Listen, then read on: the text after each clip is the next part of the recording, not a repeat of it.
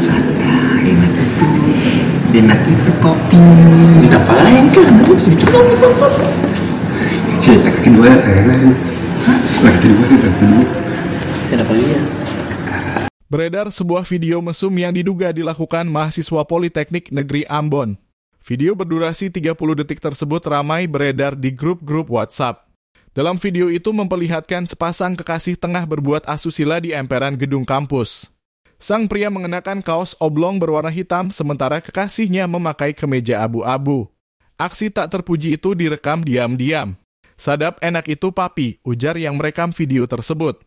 Kepada tribunambon.com, salah seorang alumni berinisial UL membeberkan beredarnya video asusila itu di grup-grup WhatsApp angkatan Jumat 15 Maret 2024.